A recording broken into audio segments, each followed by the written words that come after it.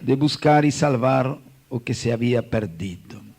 Você lembra que, ainda crucificado, naquela cruz, tendo dois malfeitores, um à sua direita e outro à sua esquerda, ainda nas últimas horas, os últimos instantes, ele estava buscando a um pecador e ministrando a salvação na última instância de sua vida, salvando aquele pecador. Aleluia. Louvado seja seu nome. Irmãos amados, a vida de Jesus foi uma vida muito intensa. Nós vemos a Jesus na descrição dos evangelhos buscando continuamente aos perdidos. Ele, depois de aquele deserto, iniciou o seu ministério lá no norte do país, na Galileia. Ontem noite vimos como ele se aproximou àquela praia onde estavam os pescadores, buscando a eles. Depois foi para Nazaré, voltou para Capernaum. De Nazaré a Capernaum, 40 quilômetros. De aí vai para o lago de Genesaret. Vai para o campo onde está uma multidão. Vai para o monte para orar. Desce ao vale. Volta a Capernaum. Vai para Naim. Vai para todas as cidades e aldeias.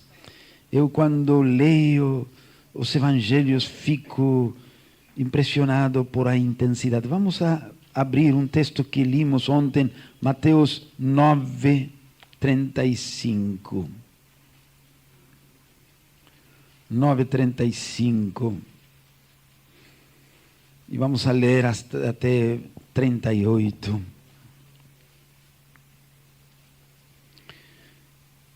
Percorria Jesus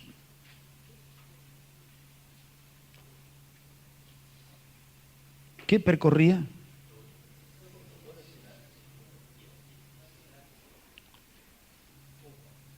Todas as cidades e aldeias,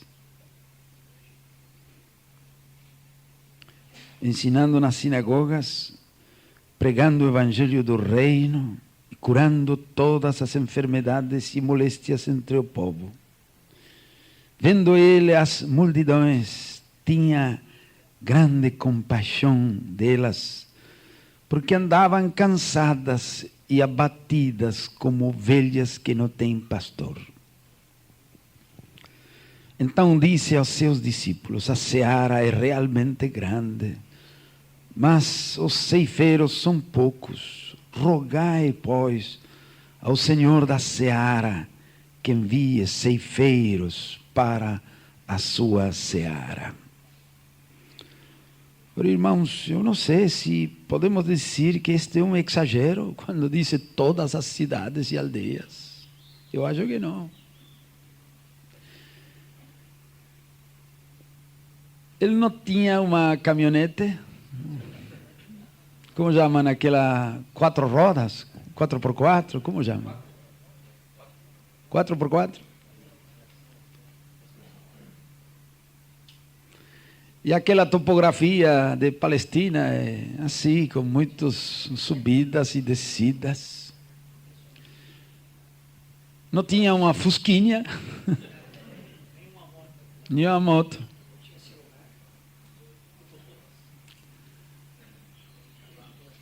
Mas ele estava compenetrado da missão. Tem que chegar lá. A cada cidade, cada aldeia. Aí atrás aquele morro tem algumas casas, é uma aldeia. Mas eu tenho que ir lá também, porque lá tem ovelhas perdidas.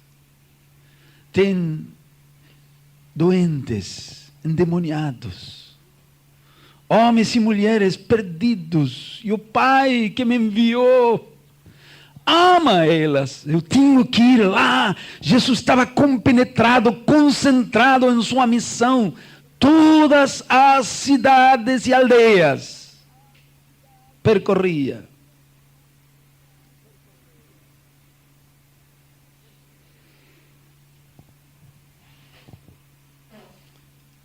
Às vezes, desde temprano na manhã, orando ao Pai, depois ministrando a gente,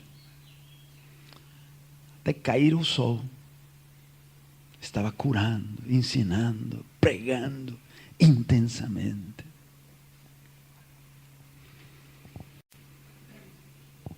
Essa intensidade, quando você lê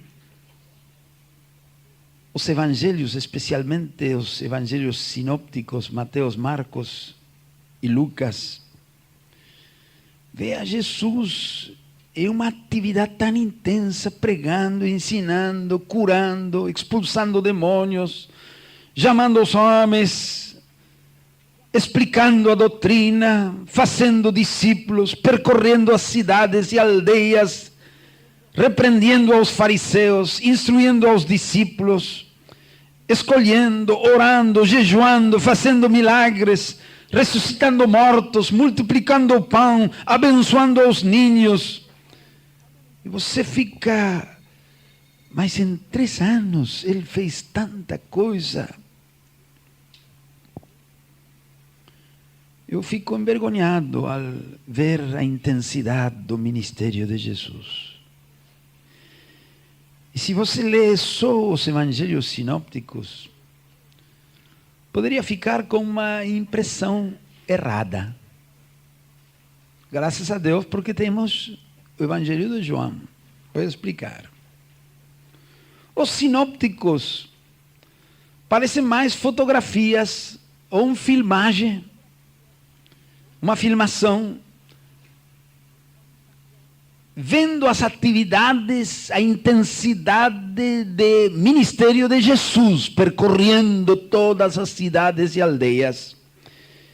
E uma poderia ficar com uma impressão que Jesus era um ativista, que tinha que fazer tudo com uma intensidade assim, com uma atividade febril.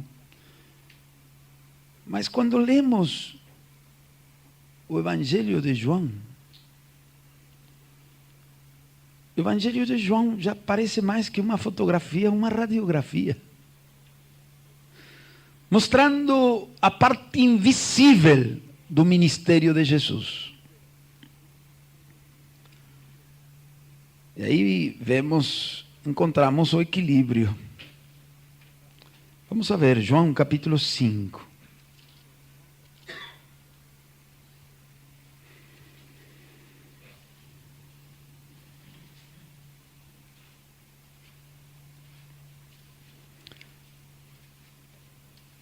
Jesus subiu a Jerusalém,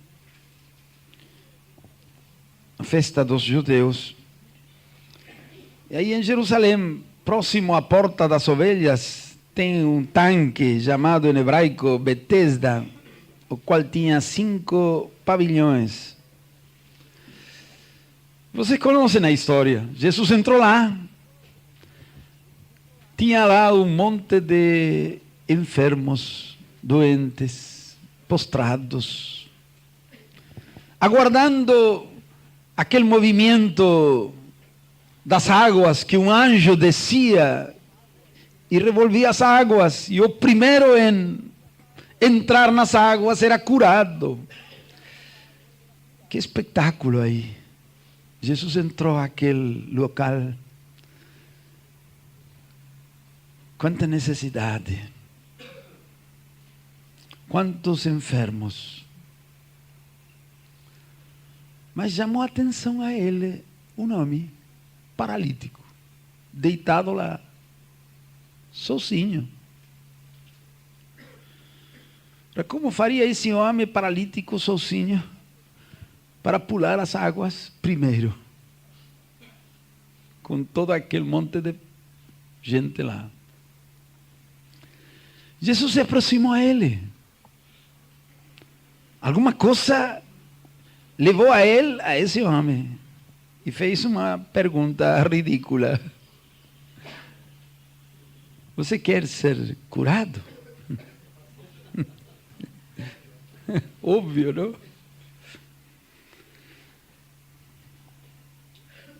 E o homem respondeu: eu não tenho ninguém que possa ajudar-me. O que está esperando aí? E Jesus curou a ele. Levanta-te, toma tu leito e anda.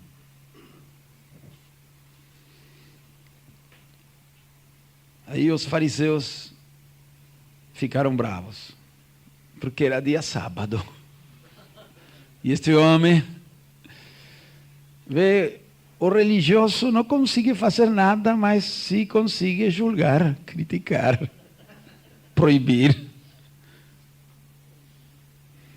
Ei, você, por que está trabalhando? Hoje é sábado. Trabalhando? Hoje é sábado. O homem que me curou, ele me disse que me levante, tome meu leito e ande. Bom, se aproximaram a Jesus para cobrar dele. E a resposta de Jesus no versículo 17 é muito simples. Jesus lhes diz: meu pai trabalha até agora e eu trabalho também.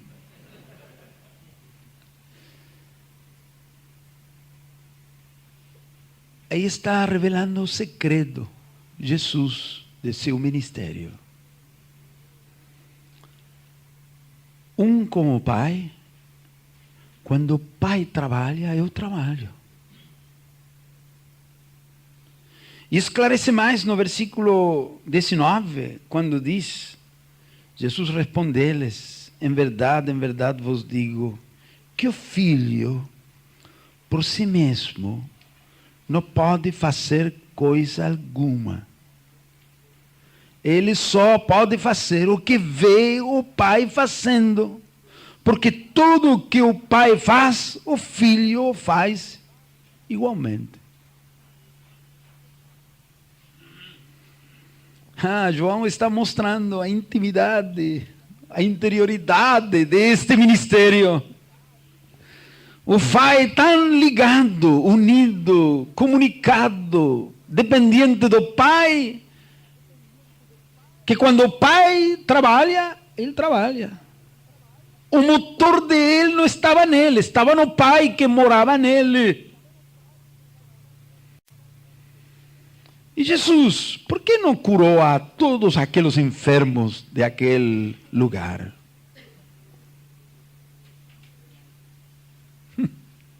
Estou dependente do pai.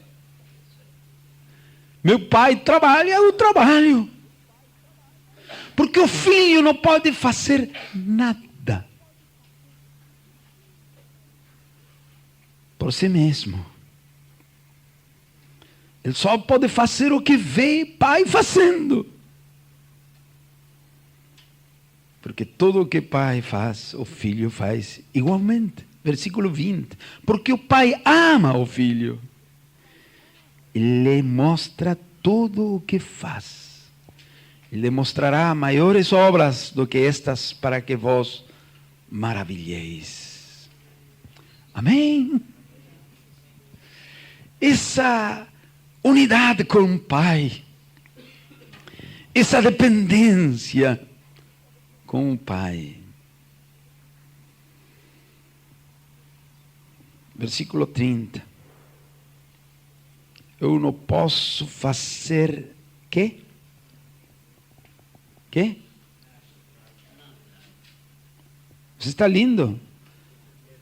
João 5,30. Eu não posso fazer nada de mim mesmo. Nada, irmãos, é nada. Nada é zero. Não posso fazer nada de mim mesmo. Como ouço, assim julgo. E meu juízo é justo, pois não busco a minha vontade, mas a vontade do Pai que me enviou. Amém. Irmãos, todo o ministério de Jesus era assim. Capítulo 7 de João, versículo 16, 17. Respondeu Jesus: o meu ensino não é meu, ele vem daquele que me enviou. Se alguém quiser fazer a vontade de Deus, descobrirá se o meu ensino vem de Deus ou se falo de mim mesmo. Capítulo 14, versículo 10. 14, 10. Não crês tu que eu estou no Pai e que o Pai está em mim? As palavras que eu vos digo, não as digo por mim mesmo. Antes o Pai que está em mim, quem faz as obras. Ainda falar é uma operação do Pai que mora nele. A dependência total do Filho ao Pai. O Pai que mora em mim, Ele faz as obras. As palavras que eu falo não são minhas. Não falo, não digo por mim mesmo. Amém? Amados, isto me leva a uma realidade tremenda. Então, se Jesus percorria todas as cidades e aldeias,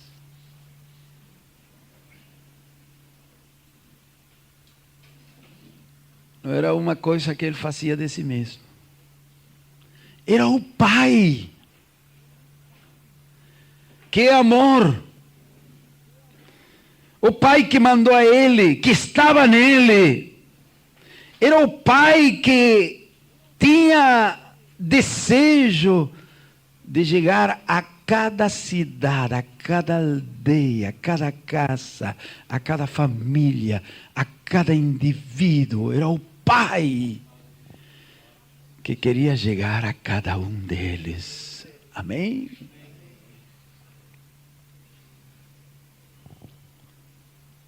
Não era Jesus, era o Pai. E Jesus, sendo um com o Pai, Ele só apresentou seu corpo dizendo: Pai,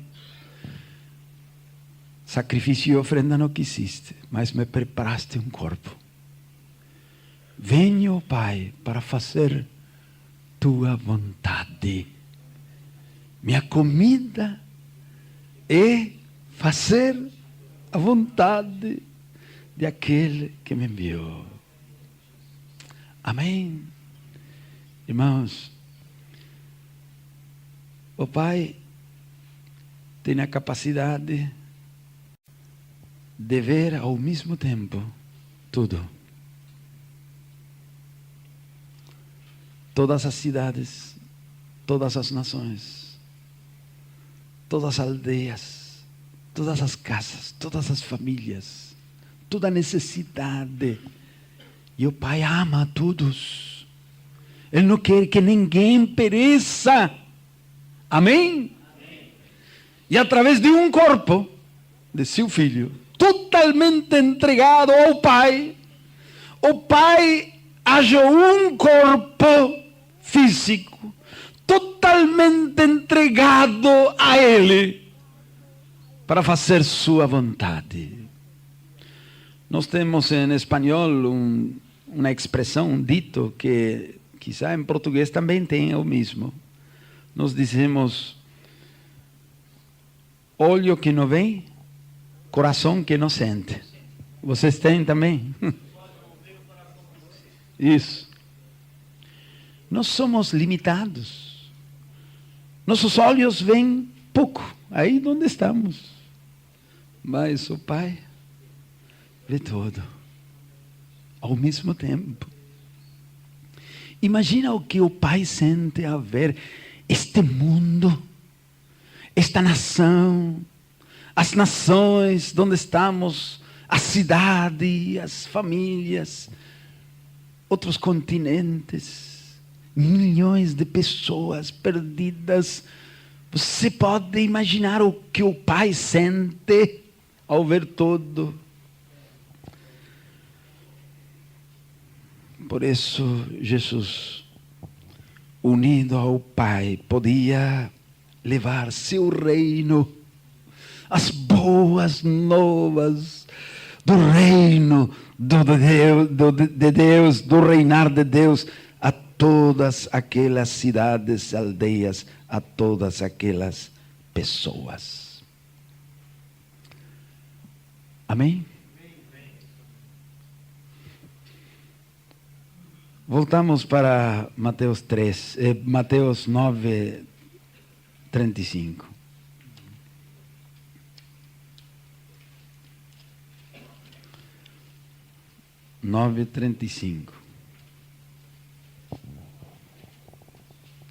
Mateus 9, 35 e 36. Percorria Jesus todas as cidades e aldeias, ensinando nas sinagogas, pregando o evangelho do reino, curando todas as enfermidades e moléstias entre o povo. Vendo ele as multidões, tinha grande compaixão delas, porque andavam cansadas e abatidas como ovelhas que não têm pastor.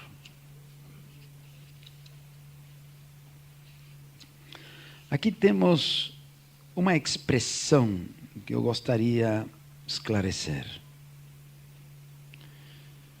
Vendo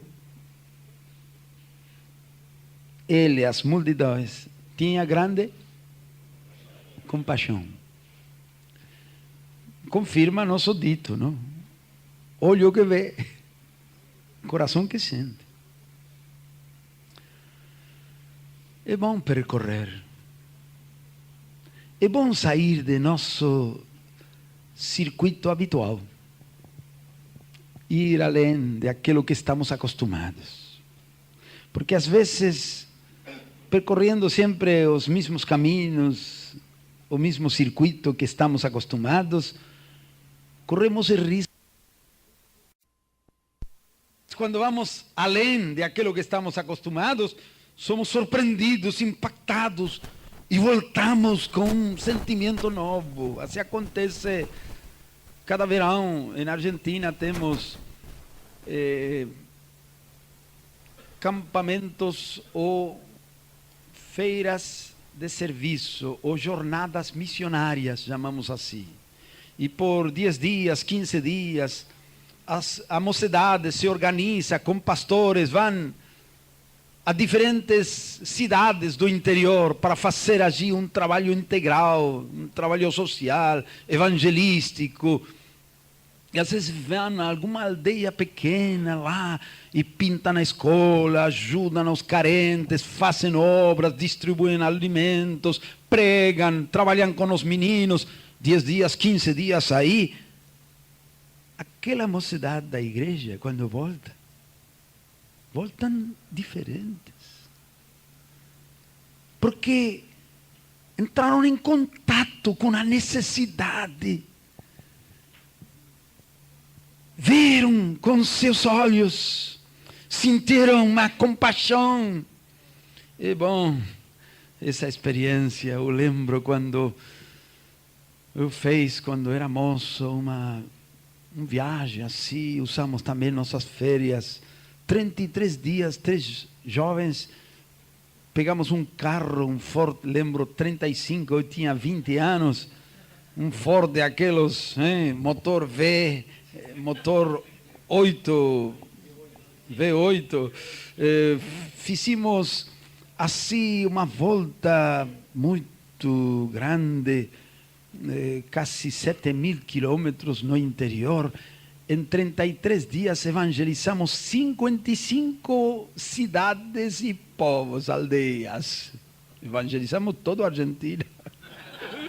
33 dias, mas que intenso foi, que bom foi. Eu voltei diferente. Nos faz bem percorrer, irmãos. Estar em contato direto com a necessidade.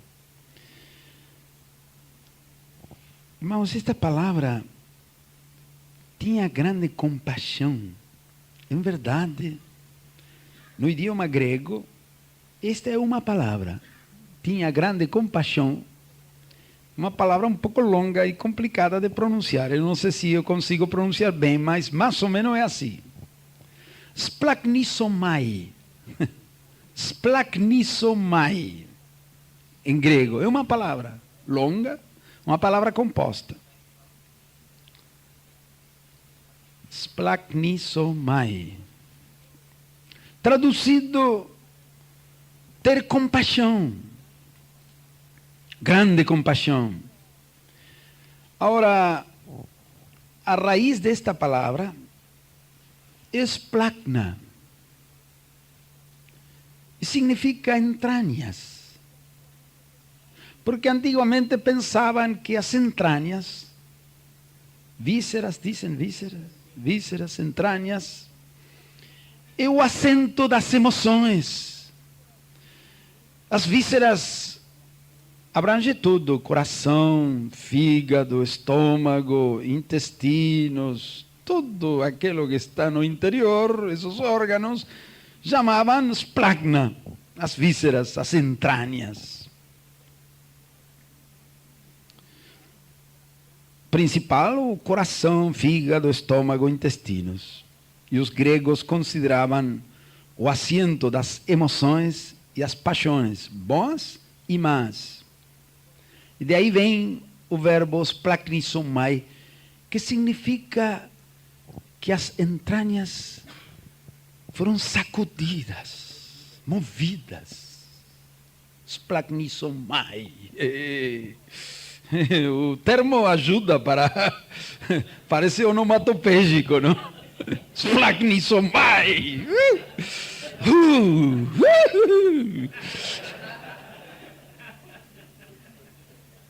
E quando Jesus percorria, veia suas entranhas, suas vísceras se sacudiram, se moveram e traduziram assim: teve grande compaixão.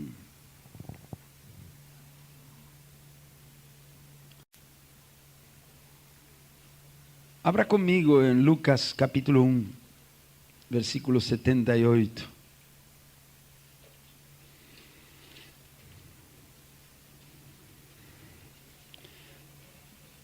Lucas 1, 78.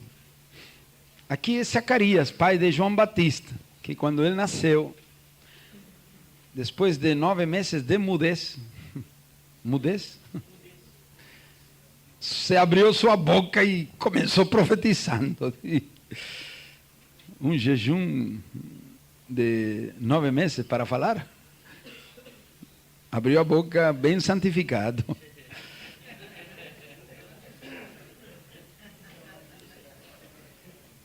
E aqui diz,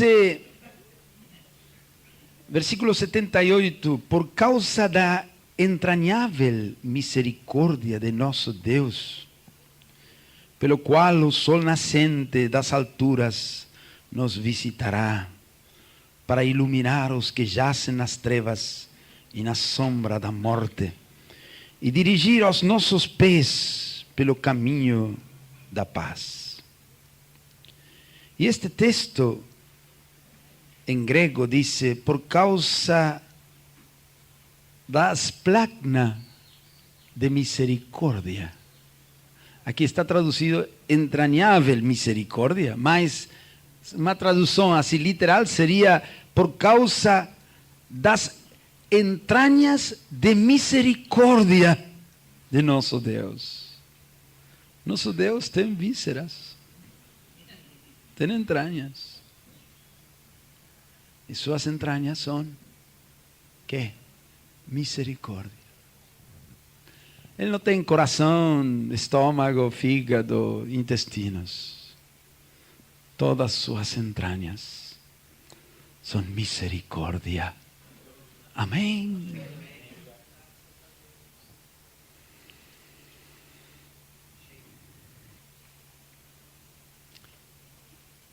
No primeiro século, tinha outra corrente filosófica chamados os estoicos. Ontem falamos sobre os epicúreos, que eram hedonistas, mas tinha outro que chamavam-se estoicos, o contrário. Os estoicos, em verdade, eram os pensadores mais eminentes da época do Novo Testamento. E eles creiam que a suprema e essencial característica de Deus é sua apatia. Apatia pode ter dois significados. Por um lado, uma pessoa apática, sim, abandonada, não, irresponsável. Mas também apatia significa uma pessoa que não tem alterações emocionais, muito estável, imutável. Eles concebiam a Deus um ser tão perfeito, acima de toda alteração, que nada afetava. Um Deus não emotivo, impassível, imperturbável, por acima de toda emoção ou sensação, sem nenhuma alegria, nenhuma tristeza, nem ira, nem compaixão, nem amor. Deus era tão perfeito, que nada alterava a Ele, um ser imutável. A perfeição consistia, nada impressiona Ele. Está acima de tudo, sabe tudo, não tem surpresa, não tem emoções. O mais terrível de tudo isto é que eles ensinavam que o homem, para alcançar a perfeição, tem que ser como Deus.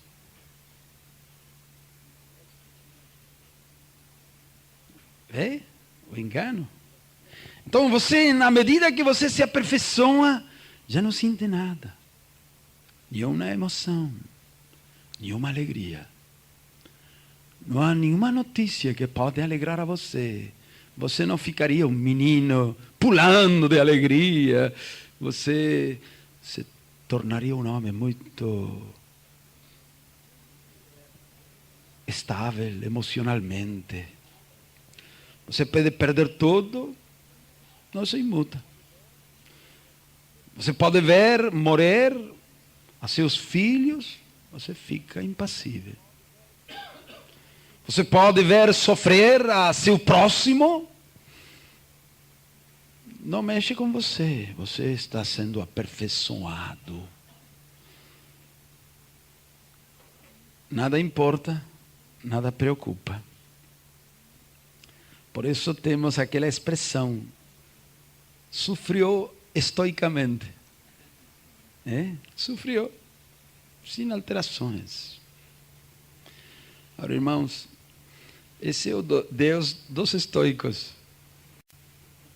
Não é o Deus que ensina a Bíblia. Amém?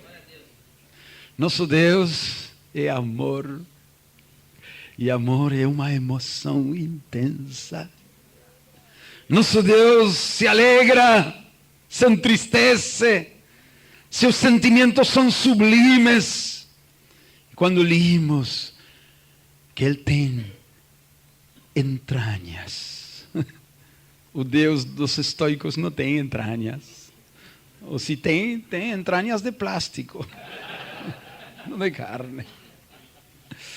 Nosso Deus tem entranhas de misericórdia, Ele tem compaixão, Ele tem amor, Ele ama a sua criatura, Ele desenhou o melhor para os homens. Oh, aleluia! Cada vez que um pecador se converte, oh, nosso Pai tem alegria, e nos céus há festa por um pecador que se arrepende. Amém? Esse é nosso Deus. Jesus era a manifestação de Deus. Quem vê a mim, vê ao Pai. Eu e o Pai somos um. E essas entranhas do Pai estavam no Filho. Era o mesmo Pai no Filho, porque nele habita a plenitude da deidade corporalmente, que percorrendo todas as cidades e aldeias, splagnisomai.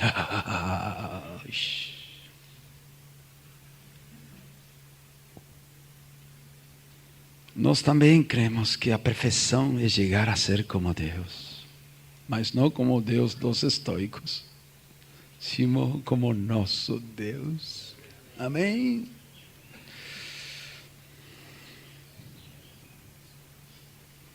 Pero, irmãos, cuidado. Eu vejo alguns cristãos estoicos, insensíveis. Vêm sofrer,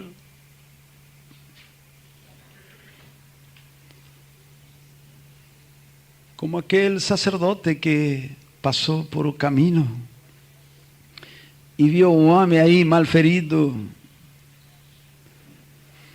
Ele estava muito apurado, não tinha tempo. Tinha que ir para o culto, tinha que fazer seu ofício religioso. E passou de largo, insensível. Como pode ser? E o levita também viu aquele homem mal ferido, continuou seu caminho. E um samaritano disse aí, foi movido a misericórdia quando viu. E o termo é o mesmo. Splagnisomai, samaritano. Um homem não religioso. E viu aquele homem e suas entranhas se sacudiram, se moveram. E isso foi o que mobilizou a ele para fazer uma coisa a favor de aquele homem caído no chão.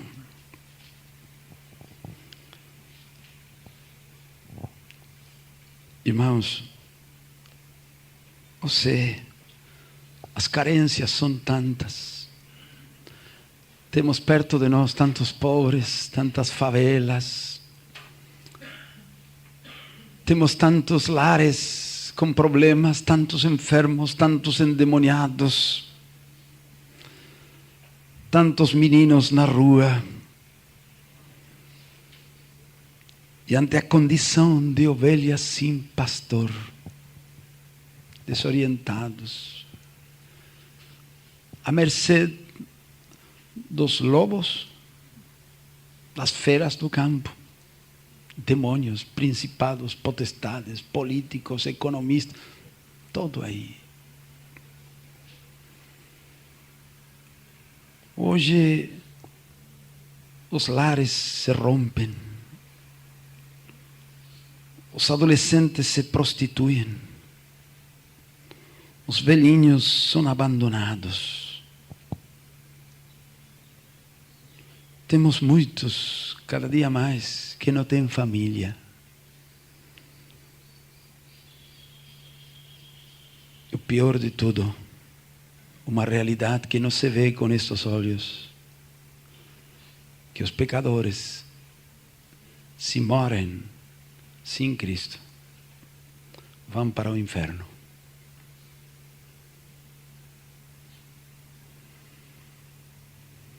Meu vizinho, meu companheiro de trabalho, parente, qualquer um. Aqueles que moram perto de nós, em nosso bairro. Mas lá, a 10 minutos, tem outro bairro. Tem outro. Tem outra cidade. Outra região.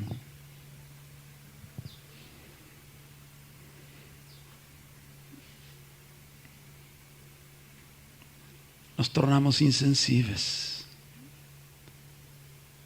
Parece que muitos têm vísceras de plástico. Deus tenha misericórdia de nós. O Espírito de Deus reproduz em nós estas entranhas de misericórdia, para que a ver a necessidade, ver a condição dos perdidos, nossas entranhas sejam movidas, sejam sacudidas. Amém?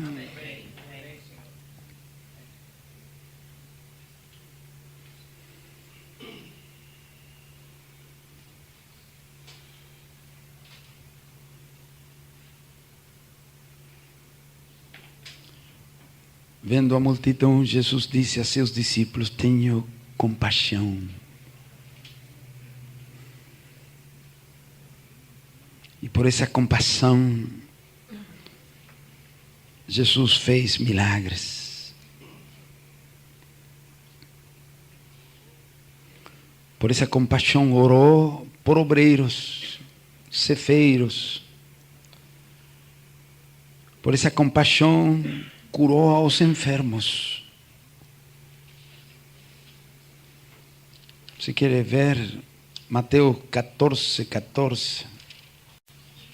Saindo Jesus, viu uma grande multidão. 14:14. E possuído de grande compaixão, para com ela, curou os seus enfermos. E esta expressão outra vez, possuído de grande compaixão, no grego é essa palavra, uma palavra, splagnisomai. Suas entranhas se sacudiram e curou os enfermos. Que motivação mais correta. Milagres, curações. Era o Pai que estava nele. Ele não fez milagres por sucesso pessoal, por fama, por buscar impactar as multidões. E muitas vezes quando curava, ele dizia: não fala a ninguém, fecha a boca. Era a compaixão que mobilizava ele para tudo. Mateus 15:32. Jesus chamou os discípulos e lhes disse: tenho compaixão da multidão. Já está comigo há 3 dias e não tenho o que comer. Não quero despedi-la em jejum para que não desfaleça no caminho. Outra vez, o termo é o mesmo. E assim temos muitos textos que usa esta palavra. E quando o pai do filho pródigo veio aproximar-se a seu filho, disse, ao ver ao filho, splagnisomai, e correu para ele. Irmãos, nós precisamos splagnisomai. Amém? Para correr ao encontro de aqueles filhos que estão afastados, para correr movidos por o Pai em direção aos perdidos, aqueles que caminham para o inferno, para levar a eles as boas novas do reino de Deus e a salvação em Cristo Jesus. Amém, irmãos?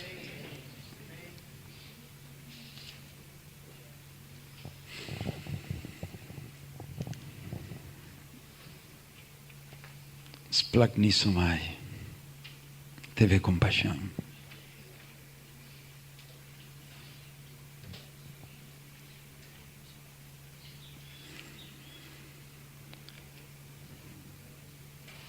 Esse foi Jesus.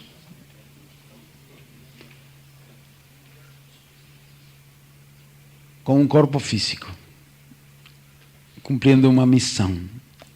A missão de estender o reino, dar a conhecer as boas novas do reino de Deus.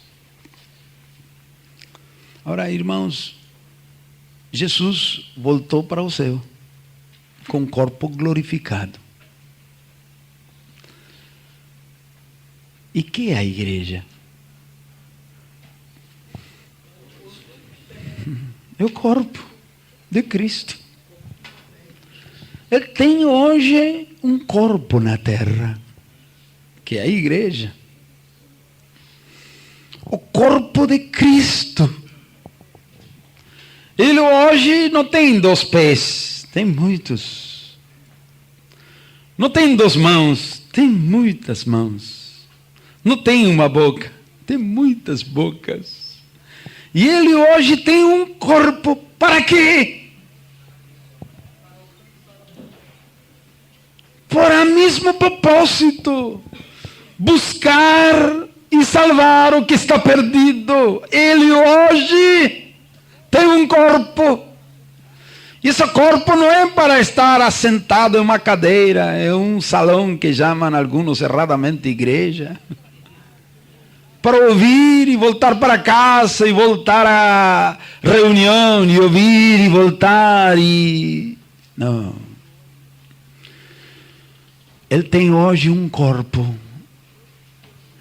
para continuar percorrendo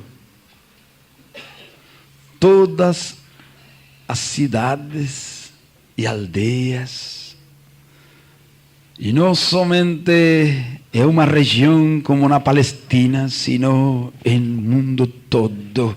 Ele tem um corpo para fazer as mesmas obras e ainda maiores.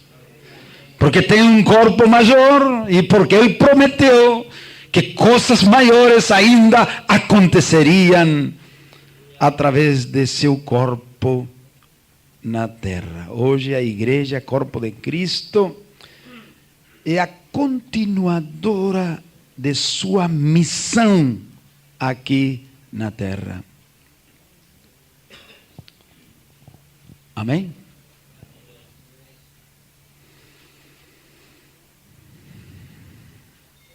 Irmãos, nós pertencemos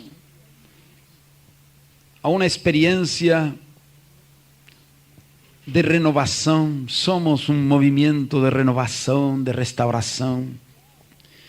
E é verdade que precisamos restaurar, recuperar princípios e verdades da palavra que foram esquecidas ao longo dos séculos. E Deus, por sua misericórdia e graça, abriu nossos olhos para revelar-nos sua antiga palavra, a palavra do reino, o propósito eterno de Deus, a unidade da igreja, discipulado e tantas verdades gloriosas que Deus tem recuperado em nosso meio. Deus tem depositado uma riqueza entre nós extraordinária, de verdade, de didaquê, doutrina, querigma, revelação, luz, compreensão. Mas, irmãos, isto não é para nós. Infelizmente, nós passamos muito tempo olhando para dentro e olhando para dentro. Era preciso algum tempo, mas acho que ficamos mais de aquele tempo que era necessário olhando para dentro. Se só nós pensamos quanto gastamos de nosso tempo, de nosso dinheiro, para dentro. E se miramos, olhamos para Jesus, Ele estava todos os dias voltado aos pecadores. Ele fazia discípulos, sim, mas nesse contexto de evangelização, Levava os discípulos consigo para pregar, evangelizar, curar, expulsar demônios. E entanto ele fazia discípulos e formava eles, não em uma aula acadêmica, sino no mesmo campo, na mesma obra, percorrendo juntos, atingindo a muitas necessidades. Irmãos, nós precisamos também recuperar esta dimensão da igreja. Temos os princípios muito claros, temos aprendido que todos os santos são sacerdotes, muito bem, é muito bíblico. Temos aprendido que todos são obreiros, cada membro tem uma função, mas precisamos todo este potencial de verdades, princípios, ensinos, vínculos, discipulado, grupos familiares, todo aquilo que temos sido enriquecido, colocá-lo em uma dimensão nova e voltar para a missão da igreja no mundo. Eu sei que isto já está acontecendo entre vós, e louvado seja o Senhor. Eu estou somente confirmando e animando e impulsando mais ainda aquela direção que nos últimos anos vocês estão tomando. Amém?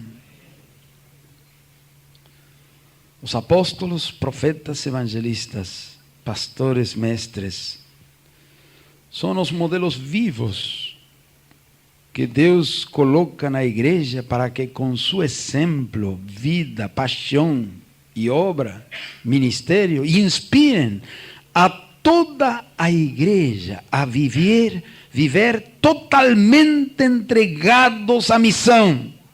Ao mesmo tempo, é a responsabilidade destes ministérios aperfeiçoar aos santos para a obra do ministério. Amém? Essa é a nossa função: preparar, equipar, treinar, capacitar, formar para a obra do ministério. A visão de Deus para a sua igreja é que um corpo formado por muitos membros, e toda a igreja como um corpo, todos os membros em unidade e bem vinculados, lançados com ousadia à missão de Jesus: buscar e salvar aos perdidos. Amém? Ora em você, na mesma dependência de Jesus como Pai, nossa dependência dele, agora tem que discipular. Tudo aquilo que temos preparado para fazer, que estamos bem treinados para fazer, é preciso. Hoje, infelizmente, temos alguns que estão, algumas organizações, ministérios, denominações, muito voltados para a evangelização, mas não tem toda esta visão, todo o discipulado, todo o evangelho do reino, estão voltados para fora. Outros que temos toda esta riqueza, voltados para fora com muita timidez. Timidez? Timidez. Irmãos, vem um novo dia, quando toda esta riqueza que Deus nos deu tem que ser direcionado para uma expansão, uma explosão maravilhosa, para que, como corpo de Jesus, toda a igreja esteja totalmente entregada à missão. Amém? Todo dele, todo é para ele. Quantos carros tem o Senhor hoje, hein? Viu? Se você crê que o Senhor é muito bom e te regalou o carro para você e tua família, e você tem carro direitinho, todo muito bem guardado, não, irmão, você está errado. Esse carro não é para transportar a você e a tua família. Esse carro é para estender o reino de Deus. E de passo, Deus, de graça, te permite levar a tua família. Tudo bem. Mas temos que colocar as prioridades. Tua casa não é tua, é do rei. Amém? E é para ele. Tua casa naquele bairro. Deus te deu. Essa é a casa de Deus. Amém? Essa casa é para ser aberta para os vizinhos, para os perdidos. Toda a igreja vivendo assim, todas as casas, todos os carros, todas as empresas ganhando dinheiro, produzindo dinheiro, para quê? Para a missão, para a extensão do reino, todo dele e todo é para ele. Irmãos, isto que todo é para ele pode ser uma boa poesia. Sabe o que é poesia? Linda canção, linda poesia, um bom poema, uma boa declaração. Mas Deus quer que seja mais que poesia. Seja uma verdade vivida, uma igreja com entranhas de misericórdia, voltada totalmente para a missão. Amém? Vamos lá, irmãos. Aperte o cinto de segurança. Eu tenho toda a impressão que hasta hoje fomos 40 quilômetros por hora. Mas Deus vai começar a acelerar. E vamos a passar a 120 quilômetros por hora. Amém? Muitas coisas vão ter que mudar. E o Senhor vai fazer. Louvado seja seu nome. Amém. A igreja é o corpo. E quando você anda, não é você. Você está dizendo ao Senhor, aqui temos um corpo apresentado como sacrifício vivo, libertado do conforto moderno, de hedonismo, de materialismo, de secularismo. Senhor, aqui está. Quando você caminha, são os pés dele que caminham. Deixa que ele te leva. Quando você se aproxima a um doente, coloca tuas mãos, mas não são tuas mãos, são as mãos dele. Você é o corpo de Cristo. Amém? Coloca a tua mão, ore por um enfermo, é ele que vai curar através de você. E quando você fala, sinta-se muito fraco, muito dependente, porque ele falou, sem mim, nada, nada. Sem mim, nada. Mas permanecei em mim, eu em você. Quando você vai abrir a boca, não vai abrir a boca porque você já é muito experiente, você já é pastor há muito tempo, tem ministério, conhece a Bíblia, a teologia, Evangelho do Reino, já tem todo. Não. Senhor, vou abrir a boca, coloca tuas palavras. Se o filho não pode fazer nada, senão que vê fazer ao Pai, que temos que dizer nós? E nessa dependência, quando vai abrir tua boca, Pai, por favor, coloca tuas palavras, que ao abrir minha boca, me seja dada graça para dar testemunho dele, para falar dele como devo falar. Amém? Essa dependência, igual que Jesus, e abre tua boca em fé, ele vai colocar palavras precisas, porque ele quer salvar os que estão perdidos. Louvado seja o Senhor.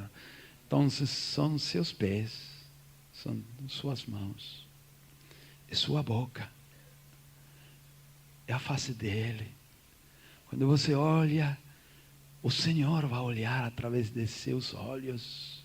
E outros vão perceber o amor do Senhor. Quando você abraça o pecador, ou aquele carente, doente, vai sentir o abraço do Senhor. Alguma coisa sobrenatural vai acontecer. E você vai sentir, vai experimentar que não é você. Você está com fraqueza, com debilidade, mas seu poder se aperfeiçoa em nossa fraqueza. Louvado seja seu nome. Aleluia. Você vai experimentar a compaixão, você vai chorar, vai andar e vai chorar, chorar ao ver a condição dos homens, dos pecadores, entrando nas famílias, vendo os casais destruídos, as famílias destruídas, e você vai sentir impotente. Oh Pai, que eu posso fazer? E Ele disse: tranquilo, eu estou em você. Fala com confiança, eu falarei. Ora com confiança, eu responderei. Repreende aos demônios, cura os enfermos, eu farei a obra em você. Amém. Você irá andando e chorando, levando a preciosa semente, mas voltará com alegria. Amém. Alegria imensa, alegria dos céus estará em teu coração quando vê um pecador arrepender-se, uma família que começa a ser mudada, um rapaz viciado que é liberto, com muita fraqueza, mas com fé. Deus conosco, louvado seja seu nome. Irmãos, como poderia eu transmitir a você que agora Jesus tem um corpo na terra, e esse corpo somos nós, e Ele quer agir igual, na unção do Espírito, na dependência do Pai, através de cada um de nós. Amém?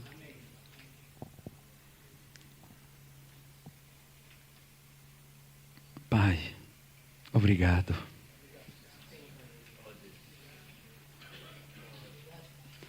Dispõe de nós, Pai. Colocamos nossos corpos como sacrifício vivo, santo,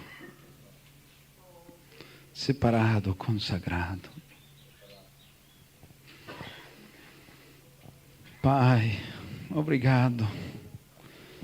Tuas entranhas de misericórdia estão em nós, Pai, estão em nós. Queremos ser mais atentos àquilo que já colocaste em nós, Senhor.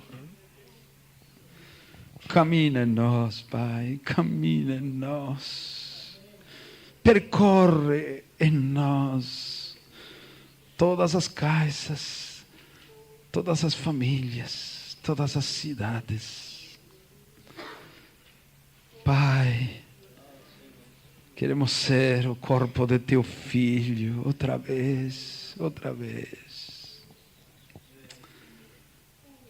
Oh, aleluia, aleluia. Nos colocamos em tuas mãos. Oferecemos nosso corpo para fazer tua vontade, Senhor. Em nome de Jesus. Amém, Senhor.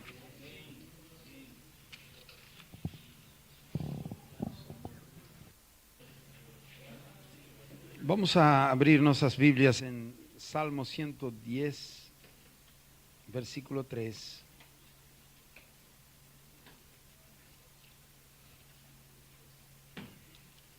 Cento 3.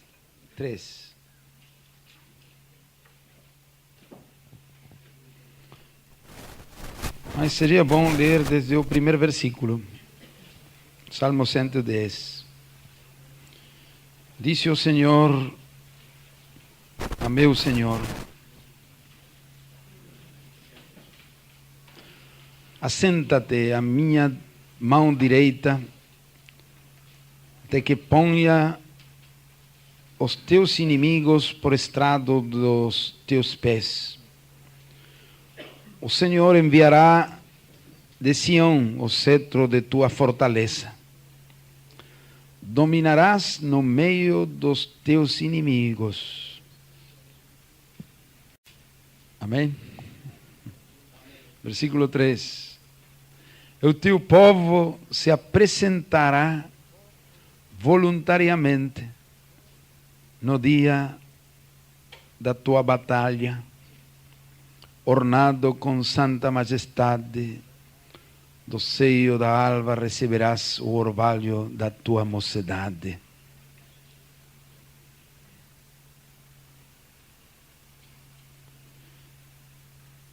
Aqui o pai que está falando com o filho.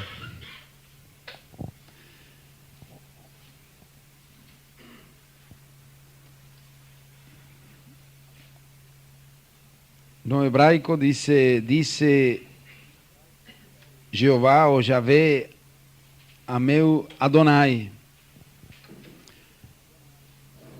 Esse texto é mais usado no Novo Testamento, o texto mais usado do Antigo. Assenta-te à minha mão direita, até que ponha os teus inimigos por estrado dos teus pés. Você acredita nesta palavra? Vai cumprir esta palavra que o pai falou para o filho? O Senhor enviará de Sião o cetro da tua fortaleza, dominarás no meio dos teus inimigos. E continua o pai dizendo ao filho: o teu povo se apresentará voluntariamente no dia da tua batalha. Eu gosto desta declaração. Eu sonho com este dia. Quando, não alguns mais espirituais, mais consagrados, sino toda a igreja, o teu povo se apresentará voluntariamente no dia da tua batalha. Outras versões dizem no dia de teu poder. Irmãos, eu sonho com a palavra de Deus cumprida, que chegará o dia quando a igreja toda, o povo do Senhor, se apresentará voluntariamente para a grande batalha do Senhor. Aleluia. Você pode imaginar uma igreja, a igreja, toda a igreja, todos os irmãos, totalmente consagrados, entregados para a missão da igreja no mundo. Teu povo se apresentará voluntariamente. Eu creio que esta palavra vai ser cumprida. Louvado seja o seu nome. Você imagina o que acontecerá no mundo quando a igreja toda, com todo aquilo que é, todo aquilo que tem, todas as casas, todo o dinheiro, todos os bens, todos os carros, todas as forças, todos os dons, todo o tempo entregado para a missão, a igreja como corpo, cumprindo plenamente sua missão aqui na terra. Louvado seja o Senhor. Vai acontecer, irmãos, tenha a certeza que vai acontecer a igreja. Toda a igreja, cheia de toda a plenitude de Deus, totalmente consagrada à missão.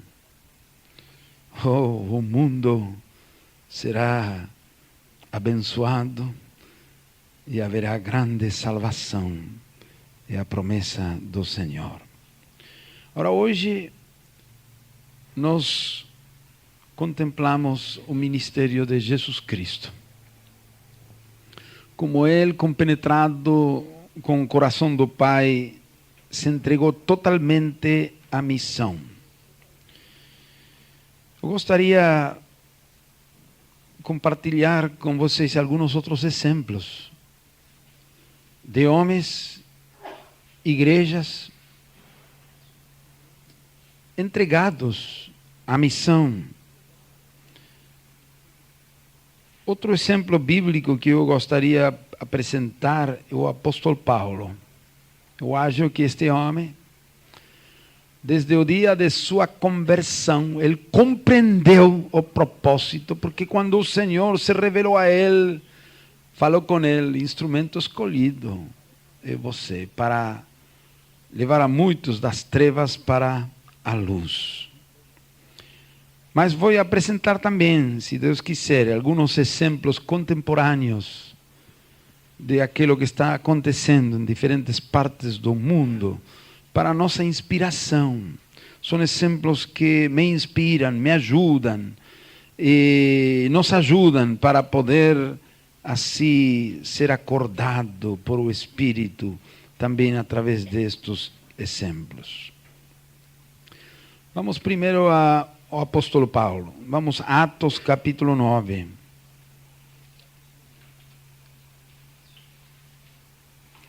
Atos capítulo 9 está o relato da conversão de Paulo.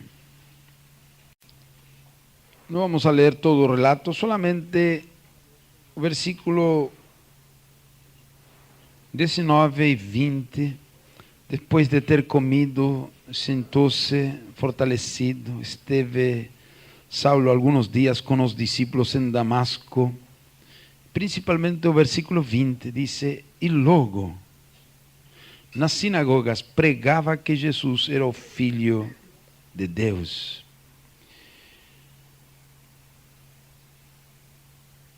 Logo,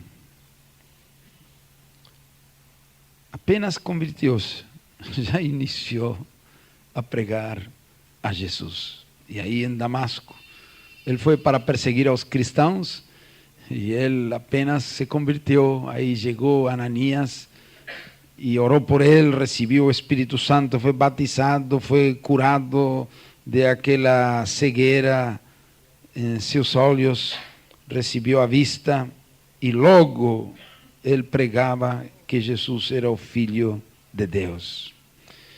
E já do início começou a persecução contra ele, e ele teve que fugir, aconselhado por os irmãos de Damasco, e foi para Jerusalém. E estando em Jerusalém também, diz o versículo 29, e pregando ousadamente em nome de Jesus, falava e discutia também com os gregos, mas eles procuravam matá-lo. Já desde o início, Paulo estava sendo perseguido por causa de estar entregado à missão, totalmente à missão. Eu acho, irmãos, que um dos homens que com mais clareza compreendeu a missão e teve essa paixão por os perdidos é o apóstolo Paulo, que de um modo também parecido a Jesus, de um modo incansável, desde o primeiro dia até o último dia de sua vida, ele nunca perdeu aquela constância, aquela dedicação à missão. Vamos a ir para Romanos capítulo 15, o que Paulo está escrevendo a estes irmãos de Roma.